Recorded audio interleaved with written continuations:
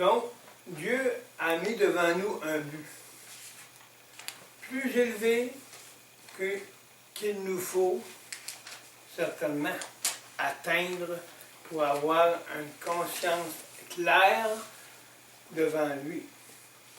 Une bonne conscience n'est jamais fondée sur une victoire.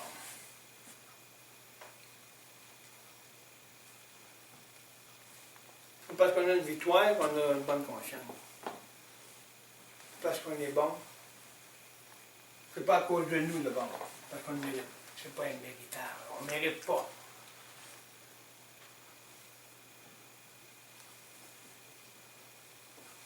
Une bonne conscience n'est jamais fondée sur une victoire que nous avons rapportée. Elle ne peut qu'être fondée sur l'œuvre du Seigneur Jésus qui a versé son sang. Pour avoir la victoire, il faut avoir le sang. Ça dépend de quelle victoire on parle. Si on parle d'une victoire de moi, on n'a pas besoin du sang de Christ. Mais si on veut avoir la victoire dans la vie de Jésus, il faut que ce soit le sang qui est le fondement de cette victoire.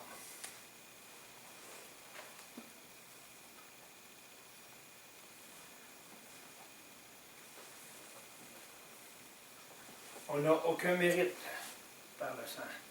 C'est Jésus qui a payé le prix. C'est pas nous. Donc, Jésus a tout mérité. Parce que c'est tout lui qui a tout accompli. Donc, nous ne faisons pas d'idée, parce que moi, j'ai réussi quoi, que je vais avoir appris à connaître le sang. Non, c'est le sang qui va te faire connaître la victoire.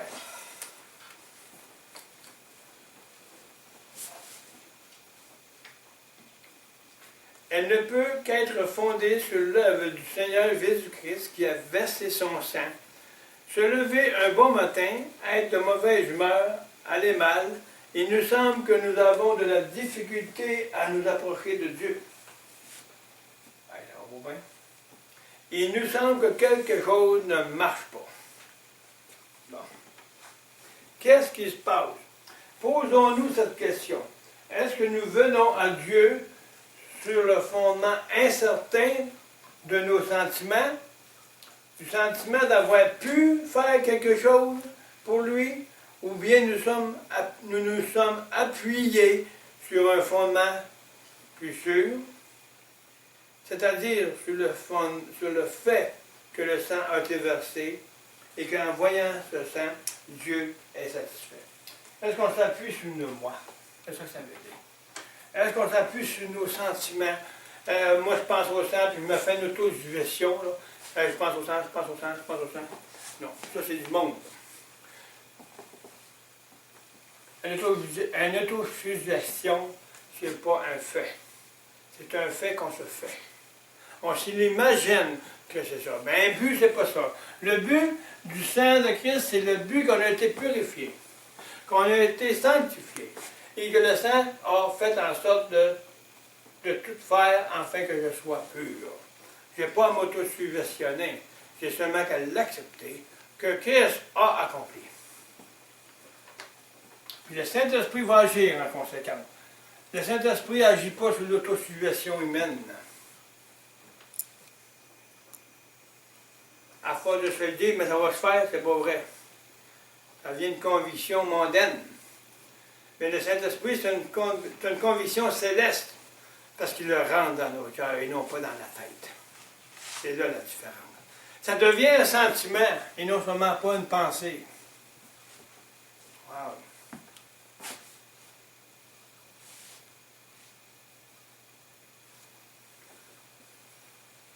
Le sentiment que le sang m'a purifié.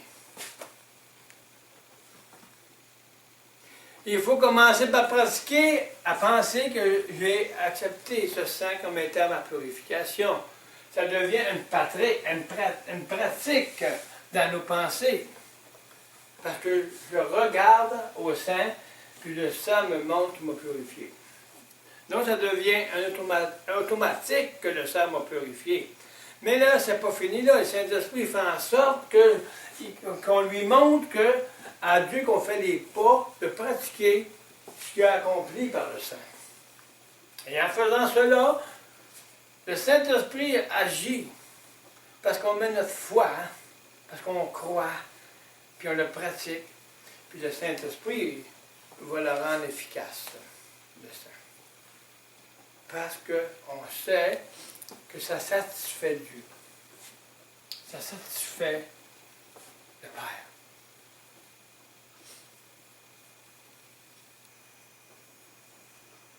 Donc, on va s'appuyer sur un fondement sûr,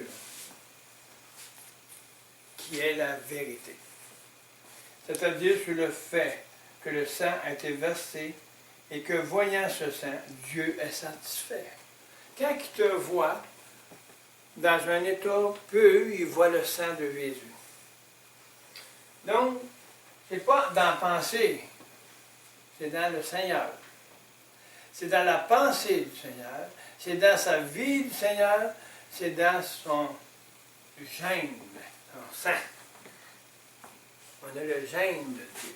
On a le gène du Seigneur, parce que Dieu nous a créés avec le sang. Donc le sang nous purifie maintenant.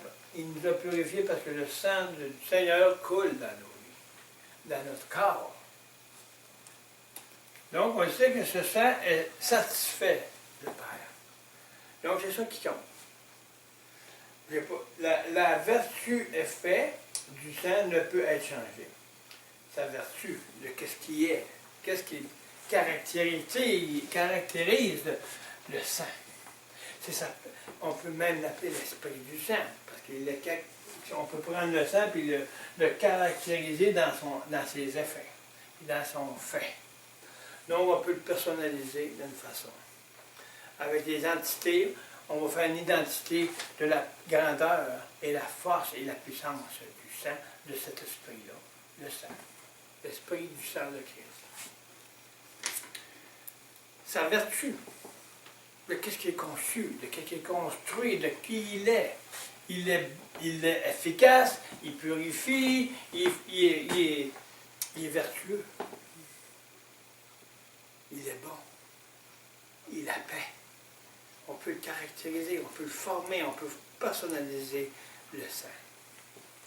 Pour l'identifier dans sa puissance. L'identifier dans sa puissance. Il y a plein d'identités dans le sang, dans une personnalité. Une entité du sang forme une identité qui fait en sorte que dire le sang me purifie de toute chose, point. On n'a pas à décortiquer, c'est ça. Mais on peut décortiquer la personne qui a donné son sang, puis on peut décortiquer l'esprit de ce sang-là. Qu'est-ce qui est l'esprit du sang? On ne va pas aller trop loin dans ça pour l'instant, mais toute chose a des entités, puis c'est avec ces entités-là on fait une identité. Une personne comme nous, une personne a plein d'identités. Mais c'est avec ces identités-là, de telle chose, elle fait une gentille. Bon, ça, c'est toutes des entités. Mais avec toutes ces entités-là, de son caractérisme, fait une personnalité. Donc, elle va faire son identité. Donc, le sang, c'est la même chose. On va chercher ses caractéristiques, puis on va pouvoir l'identifier comme étant cela.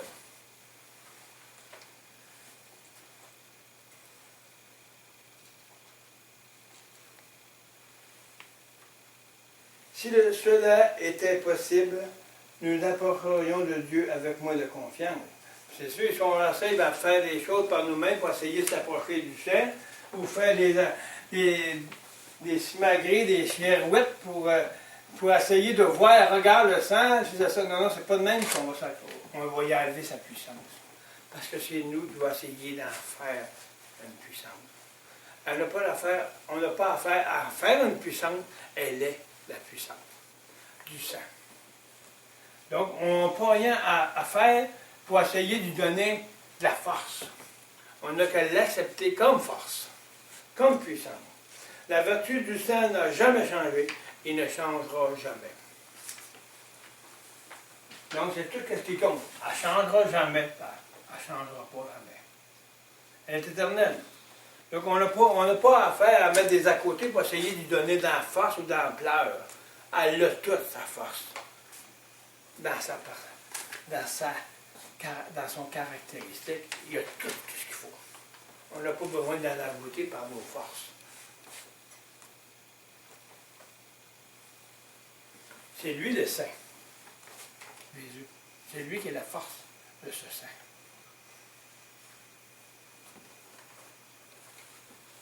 C'est pour ça qu'il est très puissant. Parce que c'est Jésus le Tout-Puissant. Le Tout-Puissant qui est fait en sorte qu'il était envoyé par le Père pour mourir sur la croix. Il était saint, il était Dieu dans sa fonction. Donc il n'y a rien qui peut changer, qu'on peut ajouter à la perfection de Dieu. Elle est parfaite, point. Dans tout. C'est pas avec des bonnes œuvres, tu m'as m'approché du sang, il faut dire, hey, gars, je suis bon, je me suis approché du sang aujourd'hui. Non, non. Tu n'as pas besoin de t'approcher du sang. Tu as accepté qu'il est là, le sang. C'est lui, le sang de Christ en toi. Donc, il t'a purifié. Jacques 1,17. Tout ce qui nous est donné de bon et tout don parfait descend d'en haut, du Père des Lumières, à qui il n'y a point de variation ou d'ombre de changement. Celui qui veut changer la valeur de la postérité de Christ en nous, il vient de faire un gros problème. Parce qu'il fait l'ombre sur la parole de Dieu.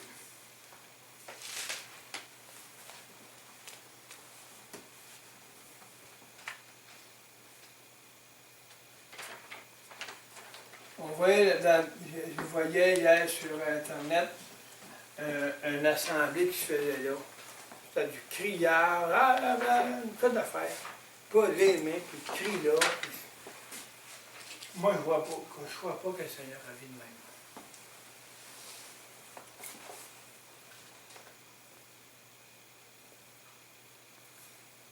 Le Seigneur, le Saint-Esprit ne parle pas dans les cris. Pour essayer de démontrer comment est-ce que l'homme est fort.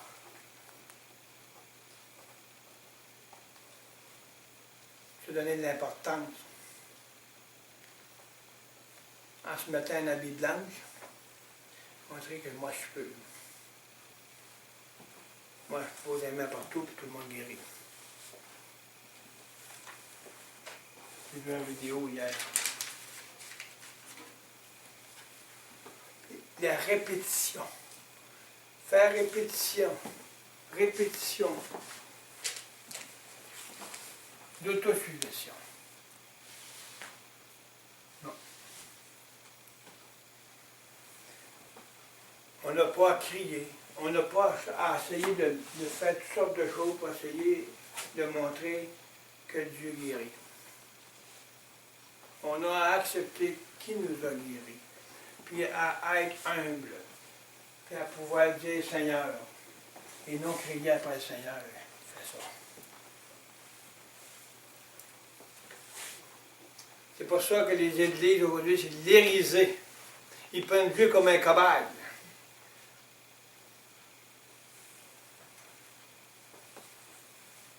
Tu peux te mettre un habit blanc, et ton cœur est noir, ça ne vaut rien.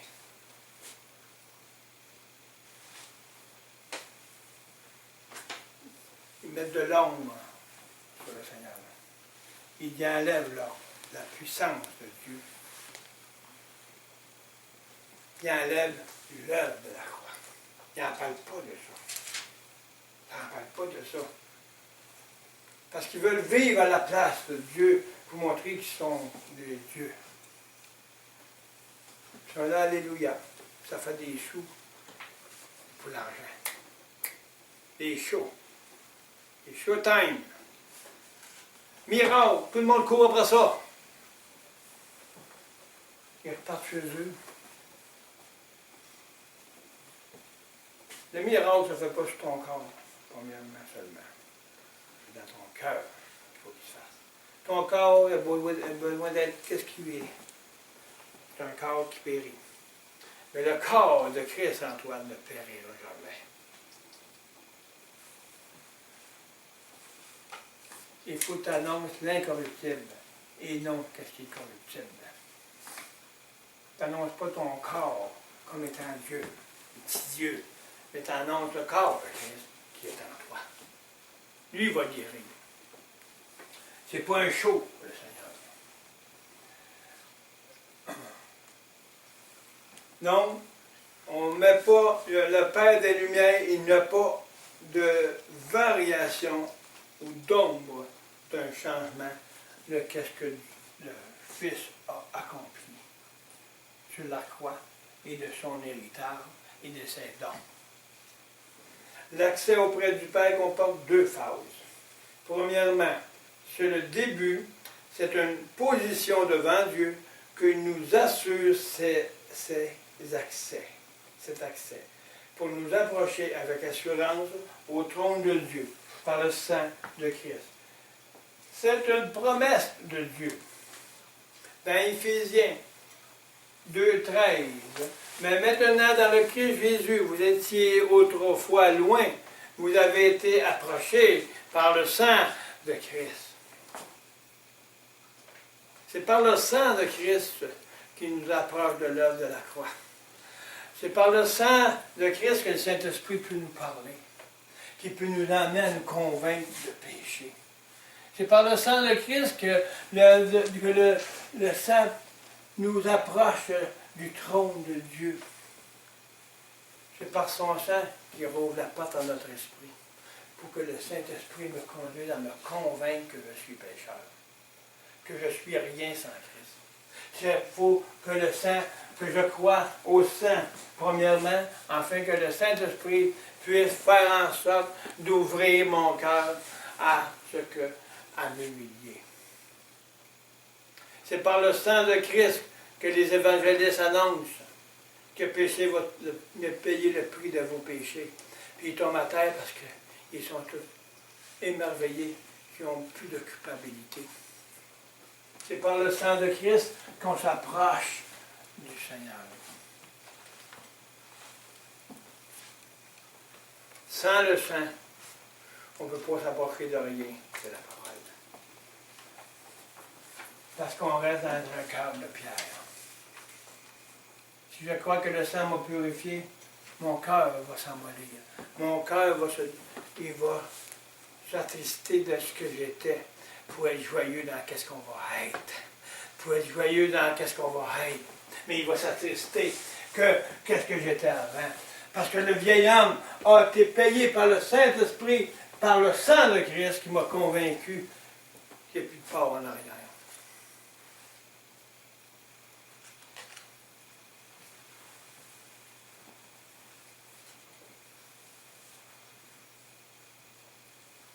Autrefois, on était loin.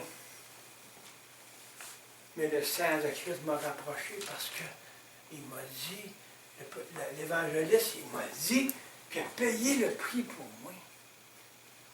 Donc, tous mes péchés sont pardonnés. Wow! Et c'est le sang qui a approché le cœur de cet homme-là à venir à Christ. Parce qu'il a aimé l'action du sang. J'ai trouvé un amour comme jamais il y a eu. Une paix. C'est le sang de Christ qui a permis aux pécheurs de s'approcher à l'humiliation.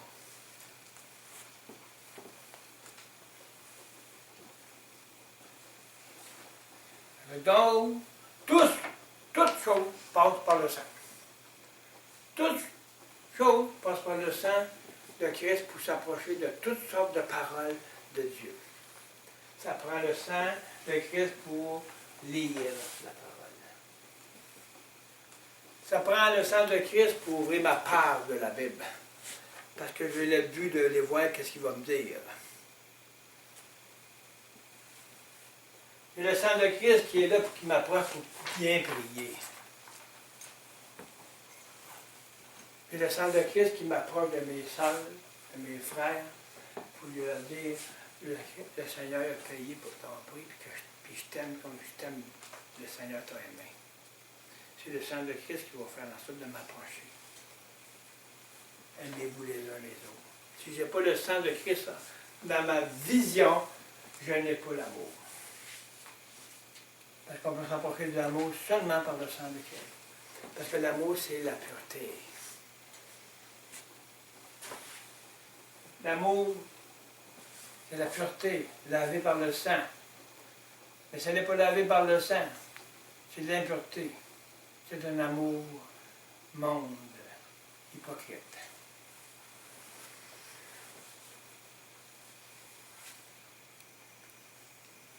Aujourd'hui, le temps, on voit le sang de Christ, on n'entend plus parler du sang de Christ. Un mot de temps en temps, mais l'importance qu'il y a de sang, on n'entend plus parler.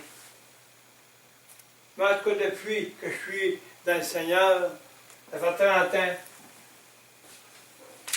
Dans 30 ans, si je peux mettre ça en année, j'étais bien entendu 1 an. 1 an, 5 ans. On a parlé du sang de Christ. Mais, on entend parler, mais ils ne donnent pas leur importance au sang de Christ. On peut en parler des années, mais si on ne comprend même pas le sens, pour qu'est-ce qu'il fait, non pas seulement pour prendre la Sainte Seine. La Sainte Seine t'apprend tous les jours quand tu rouvres ta Bible. Tu parles avec un frère ou une sœur. Tu parles du Seigneur. Pour t'approcher de l'autre, prends le sang de Christ pour t'approcher. Parce que quand tu vas parler par le sang de Christ, tu vas être pur. C'est l'amour. Dans 2 Pierre 1,4, par lequel ils nous ont été donnés la très grande et précieuse promesse, afin que par elle vous participiez à la nature divine, ayant échappé à la corruption qui est dans le monde par la convoitise. La deuxième phase nous dit que le fondement de l'accès est continuellement auprès de Dieu et demeure encore le sang. Car l'apôtre nous encourage, exemple ici, ayant donc, frères, une pleine liberté pour entrer dans les lieux saints par le sang de Christ. Ça a pris le sang pour qu'on participe à la nature divine. On est des participants de la nature divine. Avec tout ça, avec ce qu'il nous a donné, on a tout pour marcher en nouveauté de vie, pour être agréable à Dieu. Ayant donc une pleine liberté pour entrer dans le lieu saint par le sang de Christ, par le chemin nouveau et vivant qui nous a consacrés à travers le voile. C'est-à-dire sa chair, et ayant un grand sacrificateur établi sur la maison de Dieu. Approchons-nous donc avec un cœur vrai et plein d'assurance, de foi, ayant les cœurs par aspersion purifiés d'une mauvaise conscience et le corps lavé d'eau pure. Hébreux 10, allez à 22. Pour commencer, nous avons été rapprochés par le sang. Et pour continuer dans cette nouvelle relation avec Dieu, nous avons toujours recours au sang. Donc, on ne sait pas juste quand on a accepté le Seigneur ou de temps en temps. C'est tout le temps. En tout temps, on a besoin du sang pour pouvoir s'approcher et être utilisé, et être transformé, et être agréable à Dieu. Il faut que le Père voie le sang de Christ s'asperger à travers nous. Pour commencer, nous avons été rapprochés par le sang, et pour continuer dans cette relation avec Dieu, nous avons toujours recours au sang. Vous direz, cela est très simple. C'est l'ABC de l'Évangile. Mais beaucoup d'entre nous sont éloignés de l'ABC. Nous avons pensé avancer dans notre marche et pouvoir par conséquent nous dispenser du sang. Mais nous ne pouvons le faire. Toutes les fois que nous nous sommes approchés de Dieu, c'est par le moyen du sang, et chaque fois que nous nous présentons devant lui, il en est de même. Donc à toute fois qu'on s'approche de Dieu, ou de sa parole, ou de ses enfants, ou de son frère, de son sœur, il faut s'approcher par le sang. Parce que le sang va amener une parole pure. Parce qu'elle va avoir été purifiée, avoir été passée par le... Comme on peut faire dans un skin, il faut qu'elle puisse être pure. Comme le sirop d'érable, il arrive en eau, mais rendu à la fin, il est rendu entier, il est rendu pur, il est purifié, il est chauffé comme de l'or.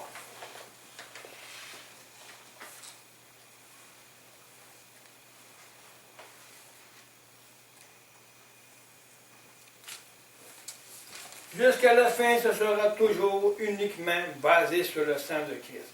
Ce n'est pas en songeant à nos faiblesses que nous devrions forts. Ce n'est pas en pensant à nos faiblesses qu'on va devenir forts.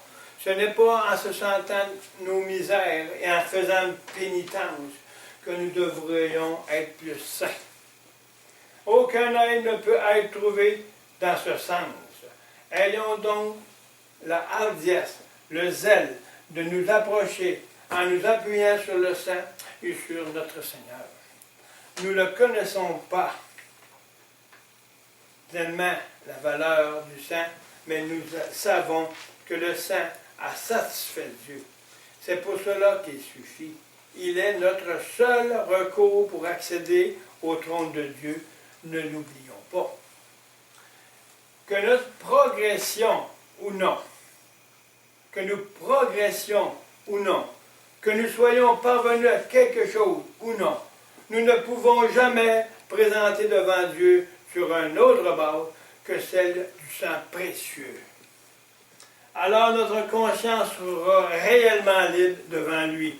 Aucune conscience ne sera jamais purifiée en dehors du sang. C'est le sang qui donne accès devant Dieu. Il n'y a pas d'autre chose. S'il n'y a pas le sang de Christ, on ne pourra pas s'approcher de l'œuvre de la croix. On ne pourra pas s'approcher de la connaissance de cette puissance de la croix, de l'aspect de la croix. Ça prend le sang pour aller dans la purification, pour pouvoir accéder à la mort à nous-mêmes. Parce que c'est le Saint-Esprit qui va passer par la pureté pour nous convaincre qu'il faut que je donne ma vie. L'évangéliste, il va parler du sang, il va parler de la croix. Mais il va trouver le sang va être le plus puissant, parce que c'est le sang de Christ qui va emmener les gens au Seigneur. Parce que le sang de Christ fait en sorte qu'il libère. Donc, ils sont libres de leur vie, de leur péché. Donc, ça donne toute l'ouverture au reste. Ça prend le sang. Amen.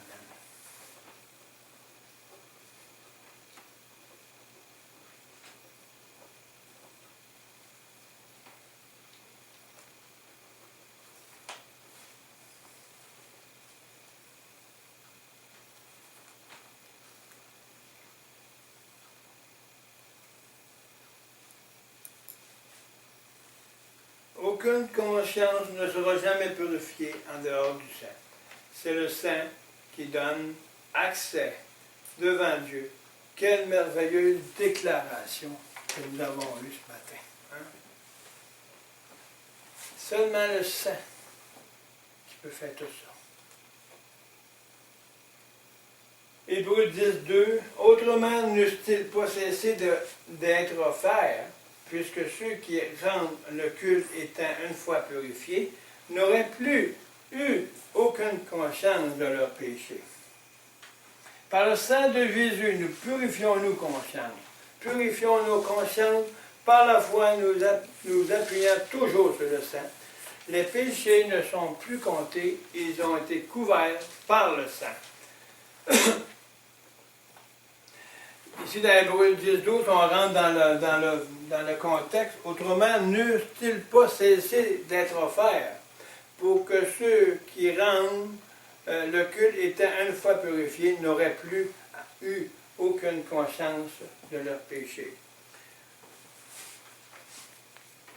Donc Jésus, en payant par le sang, il nous prendre conscience qu'on est pur. Donc, il faut marcher dans cette pureté-là en mettant toute notre confiance au sang du Seigneur. Bienheureux, dans Romains 4, 7 et 8, bienheureux ceux dont les iniquités ont été pardonnées et dont les péchés ont été couverts. Bienheureux l'homme à qui le Seigneur ne compte point de péché. C'est quelque chose, là? Il ne regarde même plus tes péchés.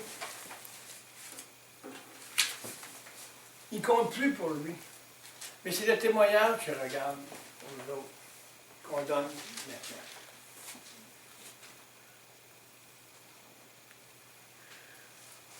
Et pour ça, ça prend le sang de Christ. Puis pour que le sang de Christ soit fait, qu'il soit efficace, il faut avoir la foi de marcher par le sang de Christ, puis s'approcher en tout temps.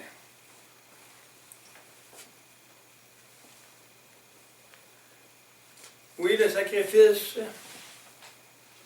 mais celui-ci ayant offert un seul sacrifice pour les péchés. Parce que dans l'Ancien Testament, il faisait des sacrifices à plusieurs fois. Toutes les fois, il fallait se remettre en question, puis refaire ainsi de suite des sacrifices. Mais celui-là, ayant offert une seule fois, un seul sacrifice pour les péchés, s'est assis à perpétuité à la droite de Dieu. Donc il ne reviendra plus mettre un sacrifice encore pour purifier par son sang. C'est fait une fois pour toutes. Fait que si on croit ça, si on marche par la foi dans cette pratique-là qui ne reviendra plus, ça veut dire que c'est fait une fois pour toutes. Donc notre foi doit penser à cela. De dire, bon, ok, c'est payé, c'est fait, j'ai plus d'affaires à m'en faire avec ça, donc je marche dans la pureté pour devenir de plus en plus selon la mesure de Dieu, de Christ en nous.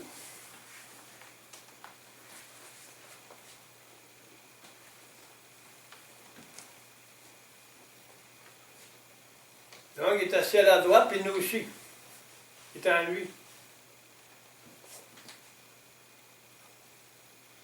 Il faut croire qu'il a payé le prix, puis c'est fini. Mais avec ça, c'est nous qui se remettons toujours en question. On se remet toujours en question comme dans l'Ancien Testament.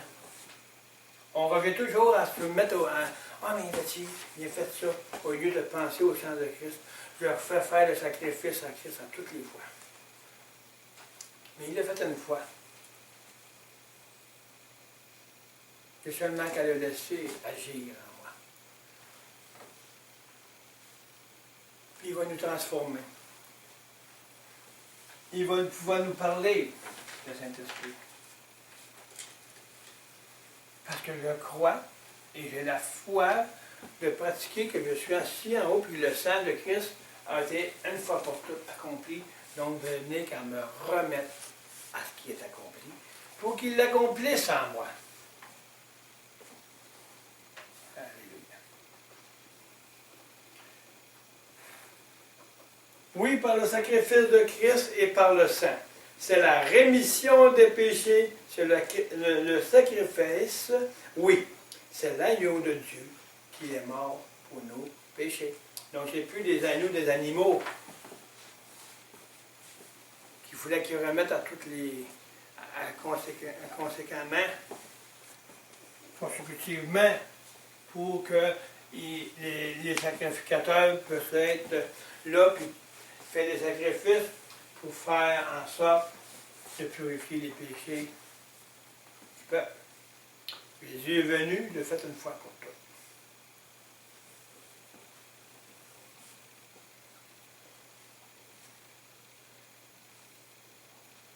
Par le sacrifice de Christ et par le sang. C'est la rémission des péchés. C'est le sacrifice. Oui, c'est l'agneau de Dieu qui est mort pour nos péchés. Hébreux 9, 28. Ainsi le Christ aussi, ayant été offert une fois pour porter les péchés de plusieurs, apparaîtra une seconde fois, sans péché, à salut à ceux qui l'attendent. C'est qui l'attend? C'est ceux qui marchent par le sang de Christ. Parce que s'ils marchent avec la foi dans le sang, le reste suit. L'œuvre de la croix se complète dans ses aspects. Le Seigneur m'en a donné 4, il y en a peut-être plus, mais moi il m'en a donné 4. Ces 4-là m'amènent à la résurrection, puis m'amènent à être assis dans les lieux célestes. Fait que pour l'instant, c'est ça. Mais c'est le moyen et le chemin, et le seul chemin pour arriver à pouvoir avoir la résurrection du mort qu'on était.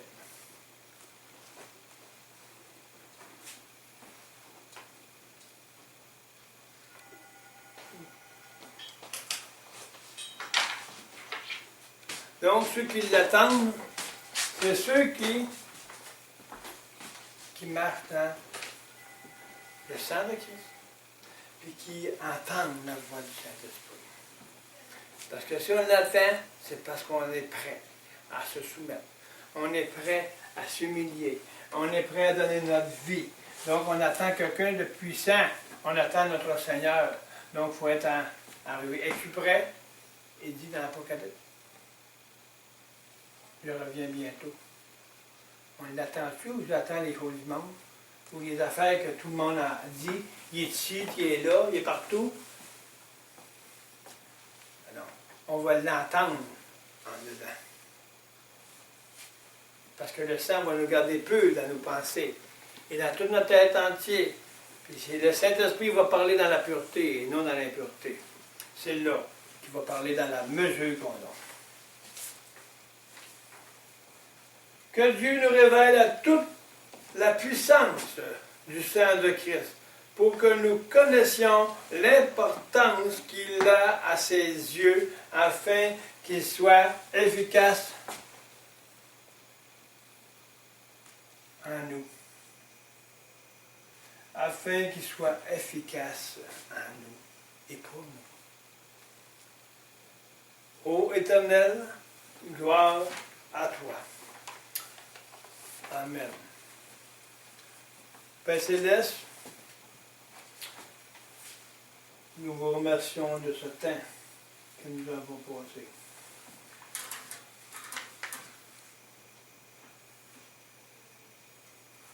Je vous prie, Seigneur, de nous montrer et nous révéler l'importance de ce sang qu'il a pour nous. Ce sang qui nous rend purs. À chaque fois, quelque chose ne va pas. Faire en sorte que le Saint-Esprit nous ramène toujours à ce sang, afin que nous soyons libres et continuer la course en ne se laissant pas abattre et tomber dans les choses, dans les mains de ce monde avec des tracas, des inquiétudes. Mais qu'on reste au-dessus de tout ça et ne pas faire naufrage dans l'eau du monde.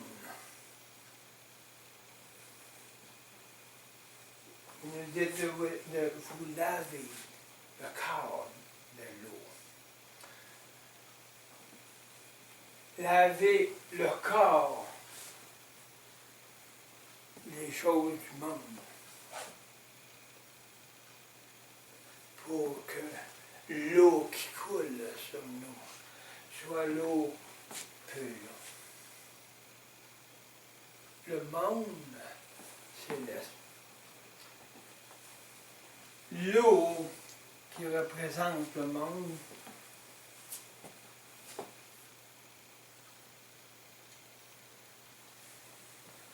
comme des étangs. Nous prenons comme l'eau impure et l'eau pure. Donc, Seigneur, par ton sang, nous te remercions que nous pouvons mettre dans un nouveau baril de l'eau pure et non pas. On ne peut pas mêler le vin avec un baril qui est impur et un baril nouveau. Donc c'est seulement par le sang du Seigneur qu'on peut être lavé de toutes choses.